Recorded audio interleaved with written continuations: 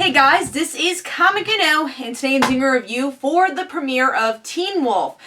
So yes, it's a new day for Teen Wolf. Usually it's on Mondays. They moved it to Tuesday, so this is actually my disclaimer. This week I was able to do Teen Wolf review on time, but usually every Tuesday I have my comic book show on Comic Frontline at 9 o'clock. So for the rest of the weeks for Teen Wolf, I will be reviewing Teen Wolf a little bit later, a couple hours later. So it will probably be closer to the West Coast screening than the East Coast screening. So just want to give you that little disclaimer before I start the review. Let's actually start talking about this episode.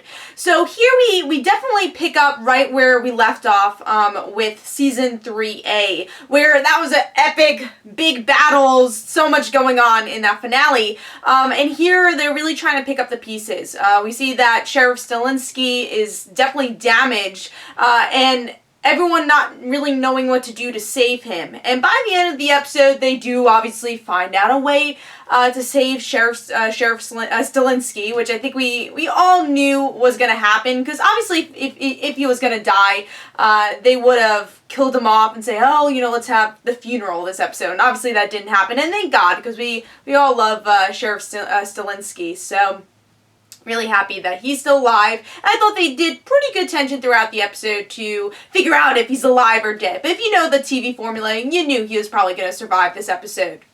And hopefully the rest of the season. And now the rest of the episode really is looking into how the pack has been really fractured. And that was of the doing of Season 5A. It was that the pack was together, but it's senior year, and them all worrying about what's going to happen next, and if they can still be friends. And especially with Styles and Scott, you actually see them fighting physically in this episode, but it's also kind of the anger that Styles has with everything going on with his dad, and maybe even this kind of interior anger that he wasn't there when Scott died. So it's them kind of reuniting, and really a lot of the pack reuniting, with Malia being there, Styles and Scott working together to try to figure out what's going on with Styles' father.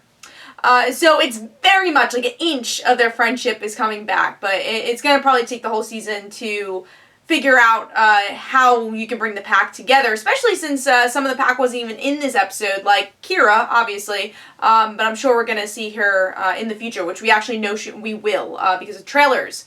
Other things going on, we get to see Theo. He's bringing his pack together, and we still don't have that much of an idea what his plan is. We know that he's kind of the strongest murderer that the scientists made him to be, and now it's him bringing his pack together, and even seeing that he killed his sister, which we pretty much knew, but he stole his sister's heart, so you're just kind of seeing how heartless he is as a character, and how that's connecting to Hayden. So that brings us into to Liam's story and Mason's story, where they're trying to find out what's going on with Hayden, and Hayden's actually alive, which we knew from the finale of Season 5A.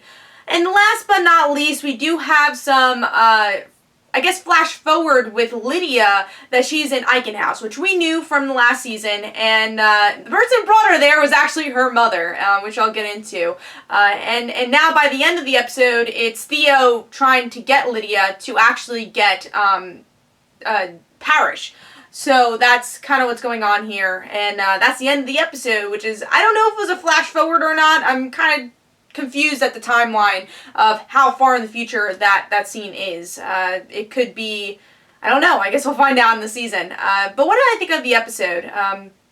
Like I said, it actually took a really long time for me to explain the plot, because there's a lot going on, and I will say, I thought there was a bit too much going on in this episode. There was a lot of stories here that I think could have been cut, and honestly, the story that could have been cut was Liam and Mason's story, because we already knew that Hayden was alive, so I feel like their story was a lot more separated than the other three stories. They're a little bit more connected to the actual arc, so if I had to cut out a story to make it less like there's so much going on in this episode, it would definitely be Liam's story.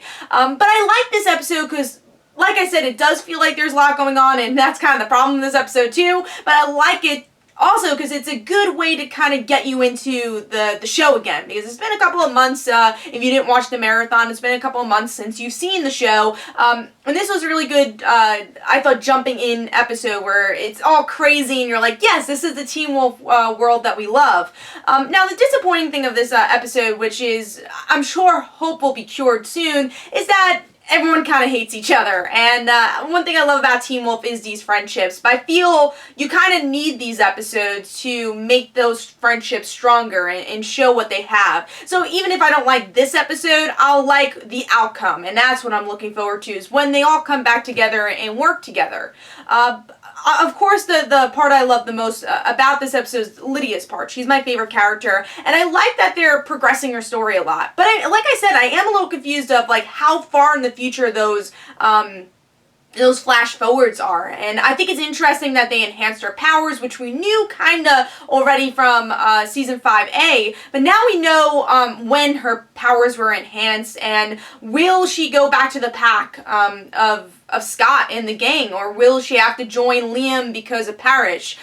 So I hope she joins Scott in the gang, because now that we have her heightened powers, it'll be cool to see what she does with them, and that's honestly something I've been waiting for like 5 years with Lydia. I think her story arc has been the slowest, but still a good reason to have that slow build-up of her being this awesome Banshee.